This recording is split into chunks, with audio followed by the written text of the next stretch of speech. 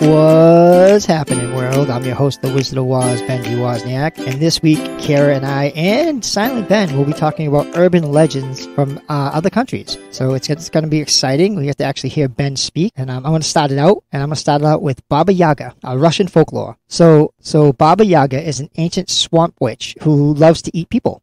She's mentioned in Ant-Man and the Wasp, and she's an old crone with thin lips who lives in a hut and walks on chicken legs. She's got dark brown claws, wild stringy hair, jerky skin, and she's mostly always clutching a spindly broom. So she's a typical witch. She appears in a story called Vasilis the Beautiful. Vasilis lives with her stepmother and two stepsisters who conspire to kill her, i.e. Cinderella. They send Vasila off to Baba Yaga, who they want her to eat her like a person would eat a chicken wing. But Baba Yaga doesn't. Instead, she actually helps her and has her do some menial tasks, such as separating grain from rice and from wheat kernels and trying to get her to fail, but she doesn't. So, in reward, Baba Yaga gives her a skull lantern that lines her cabin. And when she goes back to her family, the lantern lights them all on fire and consumes them. So, Vasilis ends up marrying the Tsar. And again, it's sort of a Cinderella-ish kind of thing, but instead of having a stepmother, that's doing all good, and, fairy godmother, she has Baba Yaga, who is an evil witch. In many cases, Baba Yaga isn't that kind. She's actually like someone that wants to eat you and kill you. Baba Yaga actually has recently become very famous, and people have flocked to her because she's outside the bounds of morality, and her often comes as a menacing form. So in some ways, she's actually an Earth Mother. In many Baba Yaga tales, she wants to shove her victims into stoves, i.e. Hansel and Gretel. But in the Hansel and Gretel story, she herself gets shoved into the stove and cooked. She's actually grown in popularity in recent times, becoming a compelling woman figure because of her rejection of social standards and the power that comes from being an independent woman. She's an outlier with the power that isn't derived from beauty or her relationship with others. Instead, it comes from within: earth, hut, and fiery stove. So that's the story of Baba Yaga.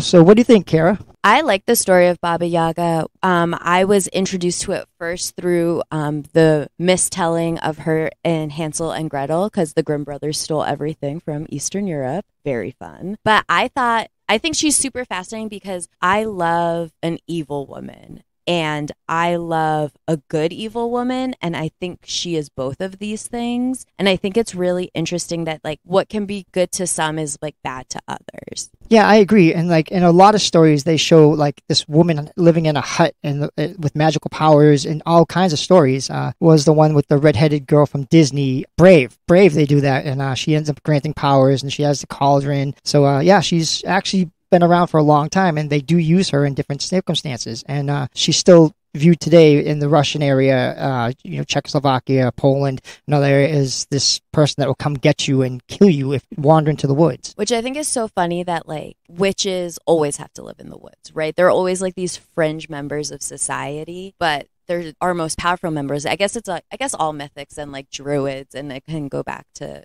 times like that where everyone is a fringe society. But I think it's so cool that when I hear the story of you talking about Baba Yaga now, I'm not imagining this frail old type of woman. I'm imagining someone kind of dark and evil and fun. Yeah, and I think her character kind of goes with the male stereotyping. If a woman has power or anything that they can't deal with, she's evil, she's bad, she's the person that is going to hurt them or hurt somebody. They don't look at women with power as someone that could be on a positive side, but they do swing her to where she might do good if it's beneficial to her. Which, I mean, isn't that every man? I'm just going to do good if it's beneficial to me. So maybe she's more in line with that than we think.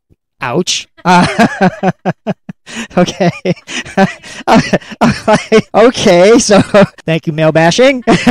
So any male listening to this, just know that I apologize, but we suck. I mean, we stereotype women as people that want to hurt us. I mean, those heartbreakers. But so the next story is going to be Kyra, and hopefully it's not male bashing 101. I'm just kidding. That was fully a joke. That was made in jest. My mistake, y'all. My mistake. So my story is actually also about an evil woman, but this is about a Cheuksin, which is a Korean toilet goddess or ghost. Now we're going to kind of break up the story in two ways because there's a lot to cover. So first we're going to tell a story of what a Cheuksin would do. So she haunts the outhouse or the toilet. So if you go in on days that end in 6, so 6, 16, and 26, and you don't perform a ritual beforehand or cough 3 times before you come in, her hair will come down and touch you. And once her hair touches you, you become sick. So sick that no one can cure you. And then if you don't offer her food because she's so hungry, she's like trapped here and she's hungry, then she will drag you down and kill you. So kind of intense, right? Very scary. I already have enough bathroom anxiety as it is. And now I have to deal with all this. But what is interesting is how she came about. So with all lores, it all starts from a story, right? So the story of the Cheuksin is that this older man essentially went into town one day to do some bidding. And since he was doing his bidding and his selling his goods, he got waywardly taken by a young mistress in the town, and she ended up blinding him and keeping him there. And so then he's abandoned his 7 sons and his wife. So the wife comes looking for him, and while she's looking for him in the town, the mistress wind of it, and she's like, can't have this. So she steals the wife's cooking and convinces the husband that she's the wife, and then leads him back to the village, and she disguises herself to be the mother for these 7 sons. Now the real mother is trapped on this island, with this mistress now being her impersonator. The youngest son realizes something's off. He's like, this isn't my mother. She's not sharing an umbrella with me. She's not helping me. What's going on? And he tries to convince his 6 elder brothers. He's like, something's wrong. He tries to convince his father. He can't. The mom, the original mom, comes back, and her and her son try to cook up this plan to show that the mistress is tricking everyone. Obviously, that fails because the mistress ends up killing the mother. Now, the son is distraught, and he leaves, and he goes to pray to the goddess. And please, if I pronounce anything wrong, I am so sorry. I was trying to do this correctly. Cheuksin. And this is the goddess of everything, goddess of life. And the youngest son is praying to her, asking to bring back his mother. Through pity, the goddess does. She brings back the mother. Now the mother and the son are coming back to get the mistress. And now the mistress knows. So she actually goes and hangs herself in the bathroom. This is where it comes. And then through everything, now that they've defeated her, the mom can't stay alive forever. This was kind of a one-time thing. So Cheuksin, the goddess, decides to impart gifts onto everyone so that the mother becomes the goddess of the home and the hearth and the kitchen, because that's where home is, that's where love is. So now this mother is the goddess of the hearth, and now we have the evil, malevolent goddess Cheuksin in the bathroom. So it kind of actually is very interesting because they say you can never bring. So that's the story of the Cheuksin. That's haunted story, and then that's where it came from. So now if we see that living, what's remnants that's living today in the society from this story, you can never bring anything from the kitchen into the bathroom or anything from the bathroom into the kitchen to make those two goddesses mad at each other because they hate each other. And it's kind of interesting because back then it was kind of saying you don't want to contaminate your food with your poop, basically, because that's what was happening. So it's to get this story, to get that from this story. Why are you laughing? Okay, well, I thought it was interesting. So, yes, the Cheuksin is a evil toilet Korean ghost who will choke you out and kill you if you don't feed her or if you don't pray to her on days 6, 16, and 26. Okay, so that's kind of creepy. Now I'm kind of nervous to go to the bathroom without bringing a chicken wing. I mean, and then 6, 16, and 26. I mean, those are, who keeps track of days like that? That's kind of odd. I'm like, oh my God, it's the 26th. I have to bring in a pork chop. I mean, or knock on the door and do a ritual. And by the way, if I have to go real bad, I'm not doing a ritual. My ritual will be on the toilet going, good God, please come out. Hold on. But I think it's so true because, think about you have to go to the bathroom in the middle of the night, right? First of all, it's already dark. I'm half asleep and scared. Now I have to think if there's an actual ghost coming to get me. No, I don't even know. Silent Ben, do you have any thoughts on the ghost? Yeah, so Silent Ben is not ready yet.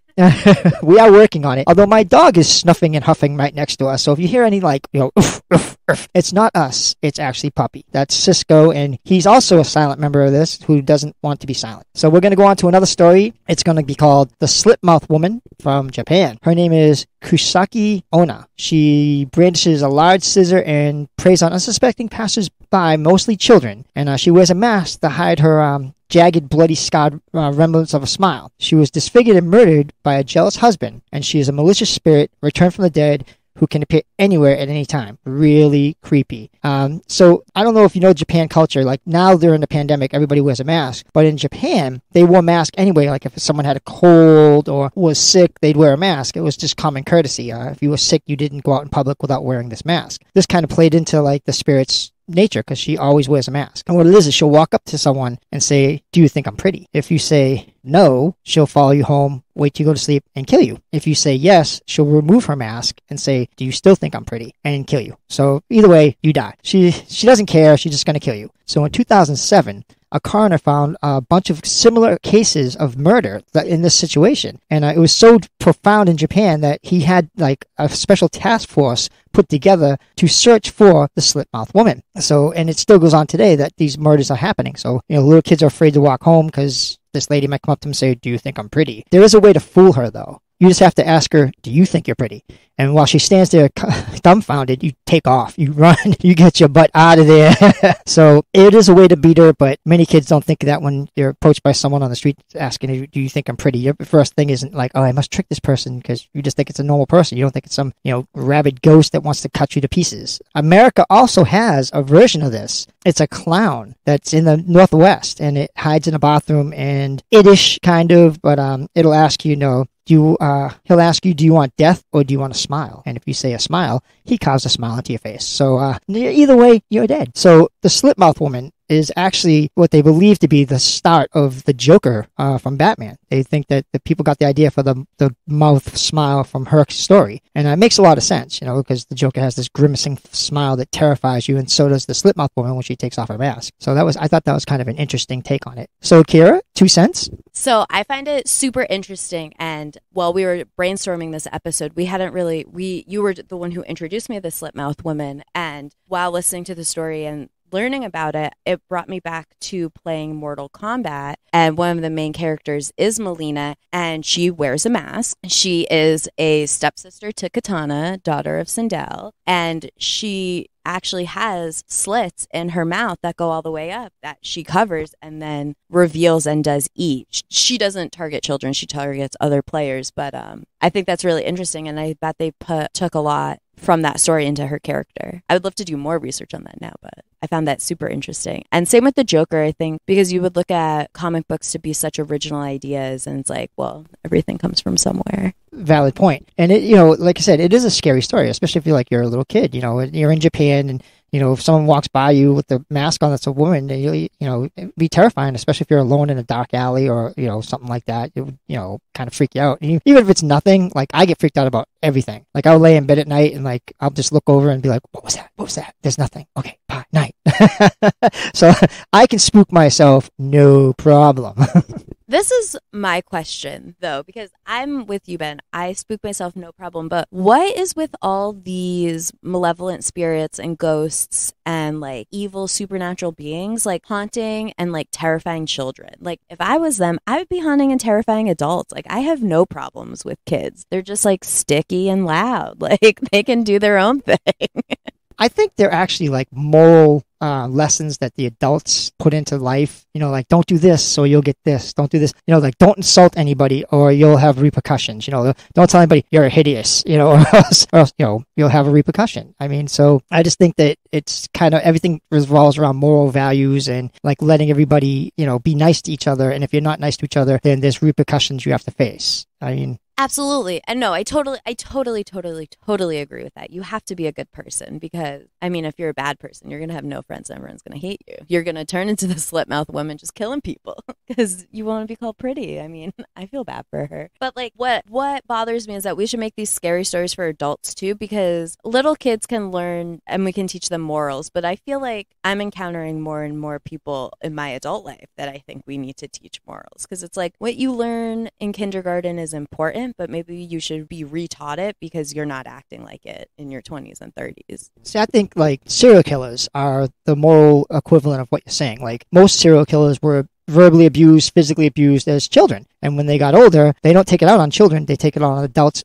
who abuse them. So like they slaughter men, women, basically leave the children alone because like they were innocent children that were hurt. So they look in its children and don't really hurt the children, where they take it out on the adults who they view as the bad person, the evil person that's going to hurt somebody, i.e. a child. So they, my view, like serial killers basically take out someone that they feel is going to hurt a child. I would say certain serial killers, there are obvious serial killers that do attack children. So we should not give them a pass because they are the lowest of the low. But yeah, no, going back to like the morals of these stories, I think it's so fun to have morals put in a way that is in the horror genre, because with horror, I think you can explore so many more human emotions, because there's something so primal and something so visceral about fear and what gets people afraid. And I think to find universal themes is so interesting because they can go over so many different topics. Yeah, I agree. I just found out recently that Little Red Riding Hood is actually a moral story about sex, where it tells women basically, don't trust the big bad wolf, which is, i.e. a man. And, and like he gets in the bed, he eats the grandmother, he's waiting in bed for her, it's a setup in the bed. And I did not realize this. I was like, and then I put two and two together. I go, oh yeah, that's kind of makes sense now. It's all about this young girl wearing red, a young virgin, and she's going to the house, and the guy's there, like the wolf, waiting on her to prey on her. And it's like about men preying on women. And I didn't see that at first. I just thought it was a wolf eating a girl, but then someone pointed it out to me and I went, oh yeah, it does make more sense that way, doesn't it? That's really interesting, and I actually never heard that until you just said it, and now I'm thinking about it. So if I seem scattered, it's because I'm processing in real time. And I actually love that analogy, and I think it's super interesting because I think you could even take the man in her bed dressing up as her grandmother, being like disguised as a good guy, even though he's just a wolf underneath. I think that's super interesting, and I actually love this, but one thing I hate about it is that we always have stories about how bad men are and how women should protect themselves, which is great. But I want a story about how a man shouldn't be terrible. I'm sick of it's all on the woman. Protect yourself. Do this. Yes, I can protect myself and I know how to do this. But shouldn't we be telling these men not to be aggressive? Maybe we should start there. Maybe, but I mean, I would just like to see more stories of that in the future. I think more stories like that are coming out because, well, I would hope so. But I think looking back at Red Riding Hood like that, I really like it. And it's giving me a lot to think about right now. Yeah, like I said, when I found out that, I was like, ooh, that's actually interesting. But again, I think you're right about the, maybe more empowered women, and men not being so aggressive. I think it all goes back to the whole idea of a caveman, the man hitting the girl over the head with a club. And, you come with me, wife. I think that kind of like the ego of man kind of gets into the way when people, because they put them out to be that way. They're like, oh, men are this, and in reality, I'm a guy. I think I'm a manly man, and I'm not like that. I mean, I don't want to hurt women. When I was younger, I can't say that. But, when you're young, and you're not trying to hurt anybody. You're just being a guy, I don't know. Okay, but I would love to just go back into that phrase, being a guy, because, okay, so yes, we're younger, and when we're younger, as part of adolescence, as we know through pushing boundaries and puberty and our brain developing, we are going to see what we can get away with to whatever extent, i.e. stealing candy, lying, cheating, whatever. When we're younger, we make these bad decisions because we're seeing what we can get away with. We're testing the boundaries of who we are and the people around us. So that I get. But there is no such thing as just being a guy, because with that you're like, oh, boys will be boys. It's like, no, boys will be boys because we allow them to get away with this pattern of behavior that is inappropriate, and it's upsetting and it goes back, it's not just on individual men, it's on the society of men. We tell boys they can't cry, we tell boys they have to be strong, we tell boys that they have to do all these things and be aggressive towards women, and that's how you get the girl, or that's how you get ahead in life. And that's just not true. I'm seeing a rise in it with all these alpha male, you got to be the best, you got to be you. No, you have to be your most authentic self. And you're playing into this idea, men will be men. But what is a man? What is the identity of a man? Because if we're looking back to 40s and 50s where we said men had to be providers and they had to be this, that's not true anymore, because women can provide for themselves. So what I don't understand why that's a thing. And boys are not, and you're saying boys are natural aggressors. Okay, then give them punishment for their actions, because maybe they won't be aggressive in that way. So I mean, and we're coming from two different times, Ben, and I never want to feel like I'm attacking you, but like, what do you think on the phrase like being just a guy? Because like you weren't out here hurting people, were you? No, absolutely not. Like not hurting people. I wasn't being nice to people, like women and stuff. I mean, I'm not going to say I was kind of a dog. You know, I wasn't a good person. And you're right, it is different time periods, but it doesn't justify anything. Like I'm not justifying my time period or like what I'm saying. The whole phrase "boys will be boys," I agree with you. It's a stupid thing because we all have to answer for our actions, whether it's a boy, a girl, a they, a them. Anybody that hurts anybody deserves to be punished. I'm not saying like brutally punished, but they have to answer for what they've done. The terminology back then, boys will be boys, men will be men.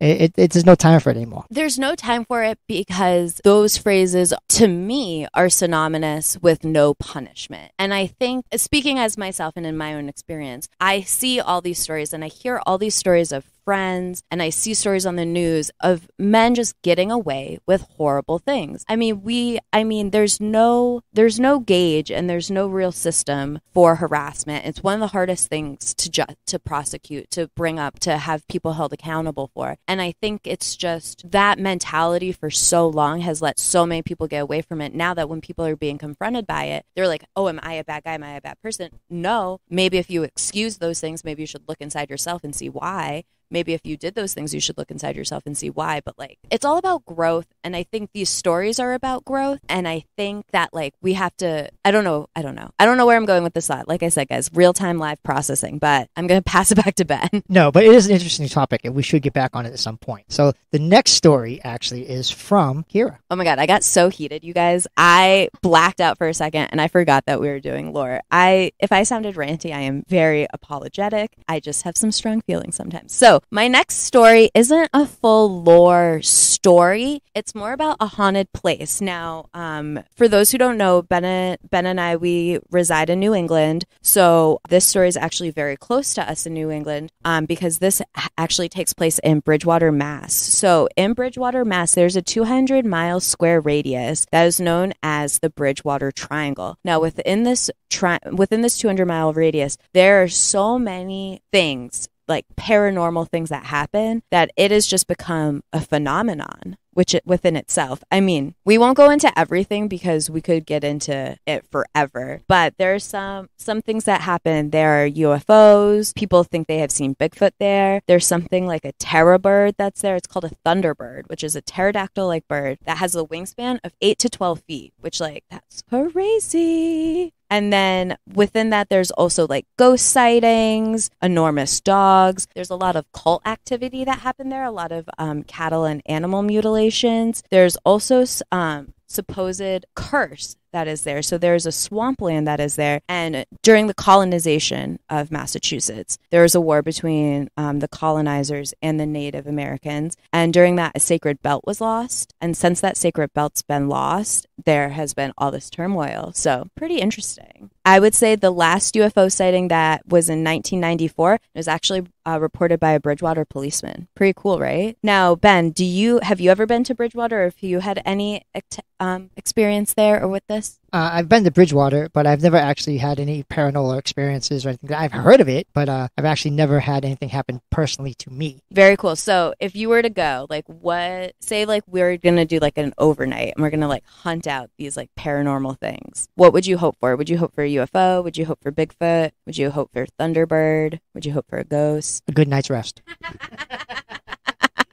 I feel you. My demons are all inside me too. No, that's hysterical. But yeah, I think it'd be so cool. I love hauntings. So I will say I did kind of misunderstand the assignment for this one. I just find the Bridgewater Triangle to be super fascinating. No, that's actually a legend or a lore. I mean, it's called the Bridgewater Triangle, so it does fit into this. So it's kind of fascinating that there's like a triangle area in the Bridgewater area that all paranormal stuff happens at. I mean, it's like the Bermuda Triangle. Triangles seem to be like the thing where like people have all kinds of supernatural experiences. Absolutely, it probably has to do something with like points and the devil and whatever, but I think it's very cool. I'd love to be haunted. I'd love to go see a ghost haunting. I actually have a friend who is a paranormal hunter. She saw a ghost up in Vermont. I think that's really cool. I think the other world is out there and we're just so close to it. We got to find it. Yeah, my friend does black and white photography for people that do paranormal experimentations, and he tells me like he sees all kinds of crazy stuff. So it's definitely like there's something out there. You can't say that there's not. There's some kind of energy in the world. I mean, if you look at like the electricity, you don't see electricity, but if you stick a fork in the thing, you're going to get shocked. So you might not see that power, but you know it's there. And the same thing with paranormal. I mean, you don't see it. You may not ever see a ghost. You may not ever experience anything, but people do see it, and people are more in tune to see it. Absolutely. That's why I fully believe in like psychics and mediums, and I think that stuff is so cool. I'd love to know, I mean, what do you think happens when we die? So I actually saw my dad when he died. They let me go downstairs into the Salem Hospital to see him. And it was kind of sad and depressing for me. Like, it was awful because my father, but I noticed something. And what it was when he had passed, his eyes were open and they didn't shut them like they're supposed to. So when they pulled the sheet back, I actually saw my father's face. And my father had these glowing eyes, like his eyes just was like full of life. And when I looked at him, it was just dull. And you could tell that whatever was inside him had gone. So I truly believe that there is a soul, a spirit in all of us. That's beautiful and haunting. I can't believe you have done that. That's amazing. So where do you believe this soul is now? Do you believe in reincarnation? Do you believe in the idea of heaven and hell? What are your thoughts? Okay, so with me, I believe in all religions. I do. I think all religions have good points, and all of them are valid. There's a lot of good things in each religion. Christianity, Catholicism, Buddhism, Judaism, Wiccan. Each one of them has these beautiful points, and if you look at them, they all have the basic premise of, we're all going to go on in life and go someplace. Where? Who knows? But do I believe in heaven? I don't know if I believe in heaven, because like you got all these people up in heaven, like doing what? I mean, what are they doing? I don't believe the soul is just wandering around talking to everybody all day. There's more, but I don't know what it is. I think that's a great way to put it, because I agree with you. There's more, but it can't be just like gold harps and robes, right? Like it has to be something better than that. I don't know. I feel like we have a third story in the room. Are they ready? Are you excited? I'm excited because you know what this is? This is Silent Ben talking. Hey guys, we saw The Batman yesterday, by the way. Great film. So I'm going to read about Tutankhamun's curse, a story from ancient Egypt. So this is by Richard Cavendish of History Today. Late in 1922, the British archaeologist Howard Carter discovered the tomb of Pharaoh Tutankhamun, who died in 1323 BC, aged about 18, in the Valley of the Kings across the Nile from Luxor in Egypt. Pharaohs had been buried there from the 16th to the 11th centuries BC. Most of the tombs had been plundered from early times, and Tutankhamun's was the first to be found almost entirely undisturbed. The 5th Earl of Carnarvon, a keen amateur Egyptologist who was financing the project, joined Carter and his team to enter the burial chambers, where they found the young pharaoh's mummified body and a wealth of religious objects, wall paintings, and inscriptions, as well as equipment he would need in the afterlife. The discovery created a worldwide press sensation. Stories spread about a curse on anyone who dared to break into a pharaoh's tomb. The Times in London and New York World magazine published the best-selling novelist Marie Corelli's speculations that the most dire punishment follows any rash intruder into a sealed tomb. It was not long before Lord Carnarvon died in Cairo, aged 56, and the lights in the city went out, which set off a frenzy of speculation. Arthur Conan Doyle told the American press that an evil elemental spirit created by priests to protect the mummy could have caused Carnarvon's death. No curse had actually been found in the tomb, but deaths in succeeding years of various members of Carter's team and real or supposed visitors to the site kept the story alive, especially in cases of death by violence or in odd circumstances. Alleged victims of the curse included Prince Ali Kamel Fahmy Bey, I hope I pronounced that right, of Egypt. He was shot dead by his wife in 1923, 1 year after the tomb was excavated. Sir Archibald Douglas Reed, who supposedly x-rayed the mummy and died mysteriously in 1924. Sir Lee Stack, the Governor General of the Sudan, who was assassinated in Cairo in 1924. Arthur Mace of Carter's excavation team, said to have died of arsenic poisoning in 1928. Carter's secretary, Richard Bethel, who supposedly died smothered in his bed in 1929, and his father, who committed suicide in 1930. Most people who worked in or visited the tomb lived longer lives, but this did not undermine belief in the curse by those who wanted to believe it. Carter himself angrily dismissed the whole curse idea as Tommy rot. That was a quote.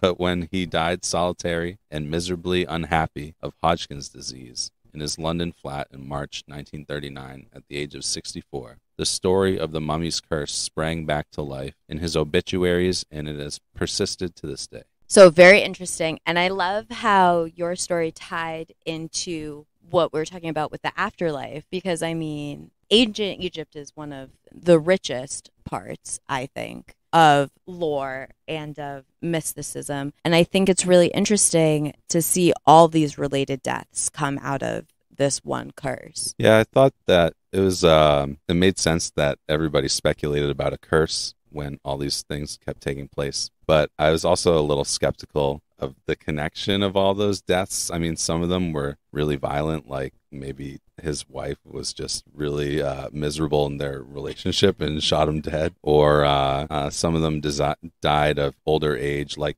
Carter died of older age. And even though he had Hodgkin's disease, and it was very painful for him when he went through that and eventually died of it. You might say that's more of a natural cause. So I don't know. Was it a little bit of a stretch to say they're all connected to a curse? Maybe, but I mean, ancient Egypt is so full of those kind of like mythological stories. You have to wonder. And like, I want to say in like 88 or 89, parts of the excavation came to Boston. I actually went with the school field trip. My high school went. We saw some of the stuff, and it was really beautiful artifacts. I mean, I thought it was great. And they mentioned the curse. They mentioned the deaths, and, you know, and kind of freaked you out a little bit if you stand next to, like, wait a minute, you know, is this like something I can bring home with me? I mean, I'm looking at these artifacts, and I'm near them. I mean, is this something that brushes off on people that are looking at them? So, you know, I mean, it's something that you sit there and go, you know, all these stuff can't be, it has to be some kind of relation to it, because the deaths are just tragic and awful. And like, not everybody like that goes into like archaeology dies like that, but these people all had some kind of tragic misfortune befall them. And it's interesting because I think when you get into archaeology, you have to know that. I mean, that's like rampant within it, is these mysticism and these ideas. So I think it's really interesting because like, I think it just shows that you have to be a true lover of knowledge and a true adventurer to like risk your life to follow through and find things like this. Yeah, I've always been interested in ancient Egypt just because there's so many questions, like how did that ancient civilization come to be, and where did it go? Like what happened to everyone, and how are they so capable of everything they accomplished? And so I always found it really interesting. Yeah, I think that's one of the main things about Indiana Jones. It shows like he's going out trying to find all these like archaeological treasures for preservation, but there's also the dark side where people steal it for the black market. And like you said, like, you know, it's interesting to see what happened to these cultures, you know, and like a lot of the stuff is lost because people stole it and, you know, sold it on the black market. So, you know, a lot of the stuff you'll never know the story behind it, you know, and it's kind of sad, you know. I mean, you want to know why these people built the pyramids, why these people did the sun domes, you know, why these people built all this stuff. We need to know this stuff, you know, as human beings. Our curiosity is always piqued. But isn't also a lot of it history erased because of colonizers and white supremacy coming in and desecrating these lands and basically overtaking them and ruining them with like Christianity and Catholicism? I mean, look at everything that the Europeans, the Spanish, the French, the English, like they have all taken from different countries and cultures. Like, I mean, you could say that there's just pieces of history stolen and sitting in museums that people pay $20 to look at for admission every day. I mean, it's really heartbreaking to see, but it's also, but on the other side of the coin, it's interesting because now everyone can learn, but is it in the right ways? Oh, I 100% agree. If you look at the story of Jesus, if you look at the pictures of Jesus, he's got the mustache, the beard trim. He's a knight from England. There's no way a white guy was in that area during the time period they talk about. So Jesus could not have possibly looked like the way they depict him. But since the knights came in and took over, that's the way they want him depicted. Exactly. And I mean, even if you look at Michelangelo, he created one of images of Jesus after his lover. I mean, it's all subjective. I mean, no one knows. But if we're looking historically, Jesus was a person of color from the Middle East, not a white man with long hair that looks like a knight. And I want to say thank you, Silent Ben, for sharing your voice with us, because it's a nice voice. I was a little hypnotized when you were talking. Yeah, me too. Stunning. My heart pounded in my chest. Listen, guys. Listen, I don't know who's listening, but he belongs to Kyra. So don't play that. Don't be sending stuff in saying, can I get Silent Ben's number? Because you're not going to get it. Or you can get it. I'm laughing. I'm so sorry. I have tears in my eyes. No, Silent Ben, we love having him on the podcast. He's a huge support for us. And I loved when you shared your story. I'm not being facetious. I'm being serious. Actually, it's a very interesting story, and I'm glad you shared. And I'm hoping we can get you on more. We're going to be doing some sports stuff. So Ben said if we do sports stuff, he's more adamant to talk. We're going to lose Kyra. But we're gonna have it. It will be a good trade-off. I'll just pop in here and there with some anecdotes to keep all the other listeners engaged. Much appreciated. So recently we put up a thing on Instagram that shows about what was happening, and we got a huge response. And I'd like to thank everybody that signed on and liked the photo, and a lot of people from the LGBTQT community. That was great. And our podcast is Dare to Be Different. Do you. Don't let no one change you, because that's not how life's supposed to be. Also, we want to shout out whoever nominated us for People's Choice. We appreciate you. We're blessed, touched. We can't even believe it. We will put out all the information later, but July 1st is when voting gets up. So keep that in the back of your brains. We'll keep trying to bring you fun, interesting, inspiring content week to week. And we hope you guys enjoy listening to us. Yes, and thanks again. And I hope you enjoyed this episode. And tune in next time to What's Happening.